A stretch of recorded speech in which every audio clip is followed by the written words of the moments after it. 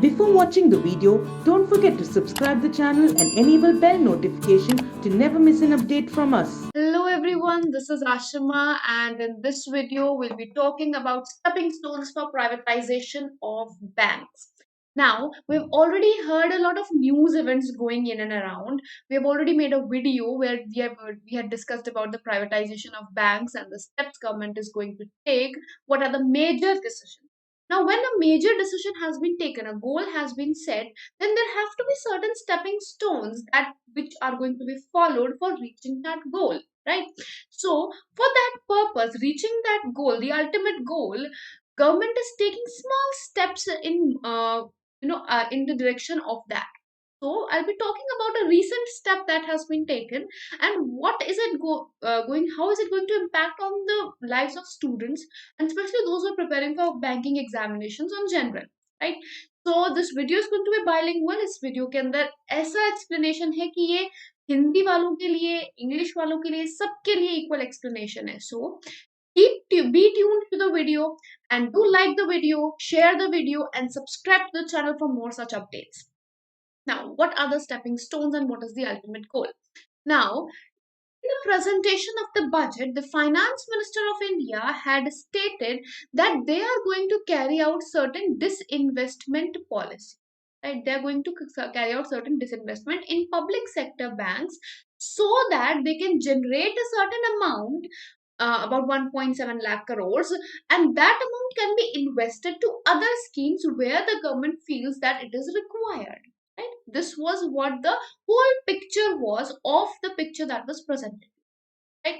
Now, in that, they had told about that two public sector banks are going to be privatized, one insurance company is going to be privatized, and ICICI Bank IPO is going to come soon after. Right? Now, this is the ultimate picture for this year, as has been said by Finance Minister. But there are certain small steps also being taken for carrying out that disinvestment, for bringing out certain changes in banking sector. So let's have a look at that.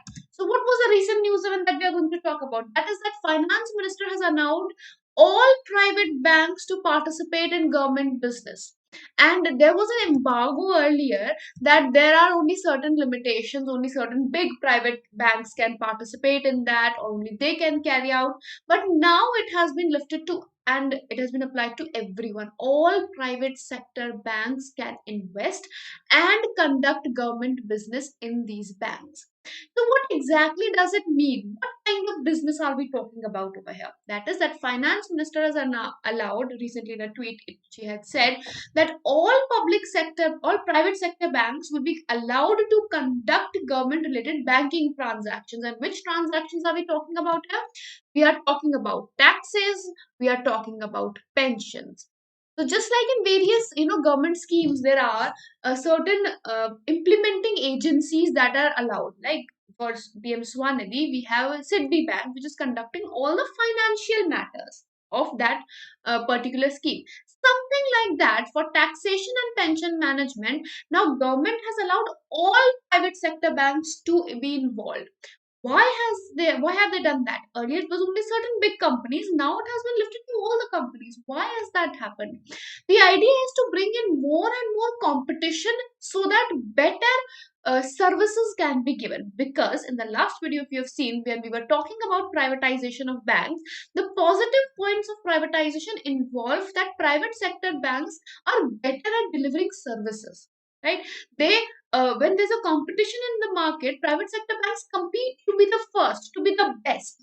And for that part, they give in as much as they can in terms of technology, in terms of quality, in terms of services. And for that sector, finance ministers decided that they are going to involve them. Right?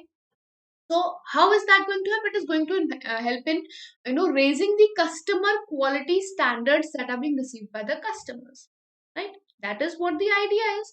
All the revenue payments, taxes, pension schemes, small saving schemes, all of them are going to be conducted by the private sector banks. Right? Now, what is the timeline for all of this that has happened? So, earlier in 2012, it was decided that no private sector bank will undertake any government business for a duration of 3 years. This was decided in 2012, right?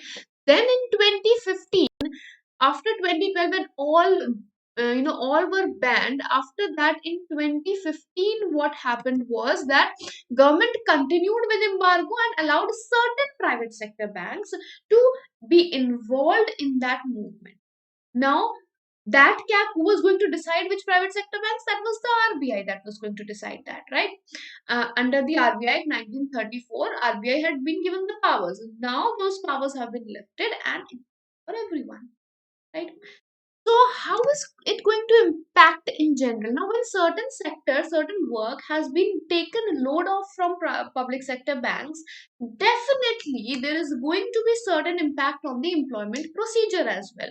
Why? Because when certain services are being done by a certain party, the employment opportunities also are handed over to that particular party who is conducting those events, right? So definitely, yes, it is going to impact certain vacancies or certain employment procedures.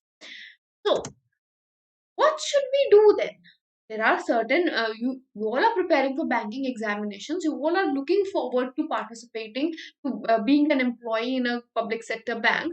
So what should we do? Where should the student focus now? Because as per the recent updates, we have already done a merger of 10 public sector banks into 4 public sector banks.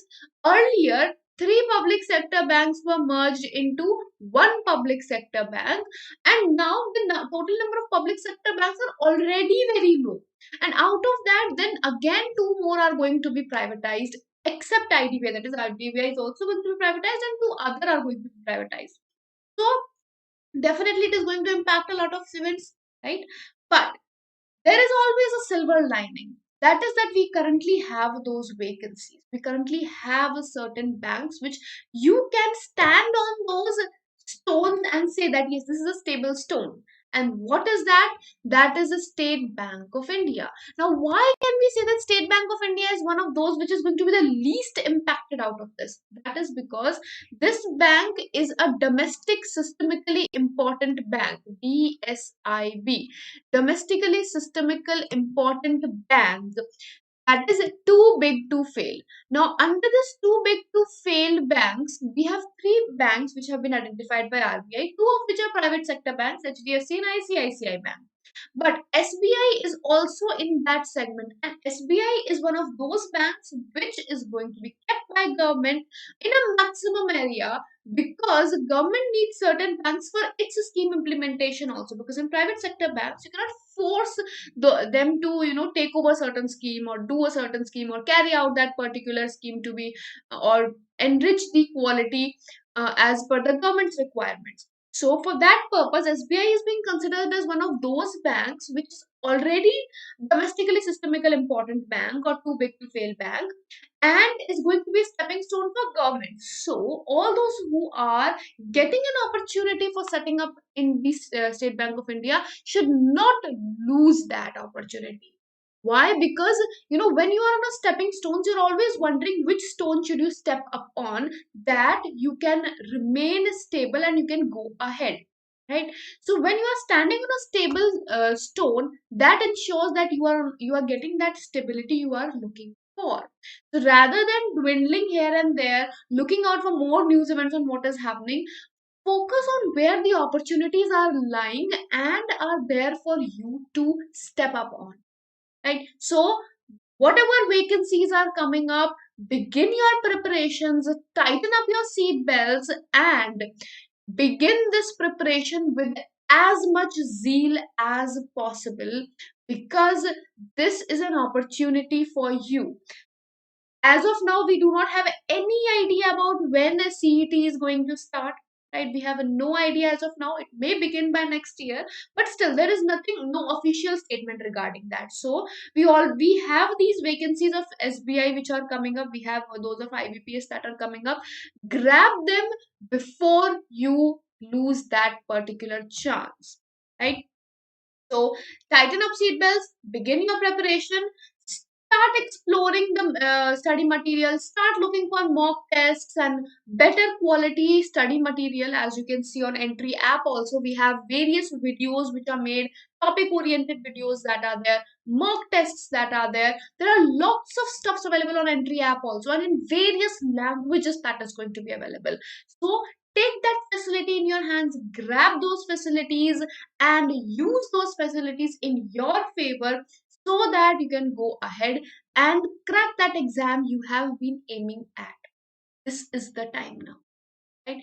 So stand up, begin your preparations, and download Entri app for more such videos, and subscribe to the channel for various such updates that are happening in and around. See you in the next video. Until then, goodbye, take care, and have a wonderful day ahead, and good luck with your preparations, all of you.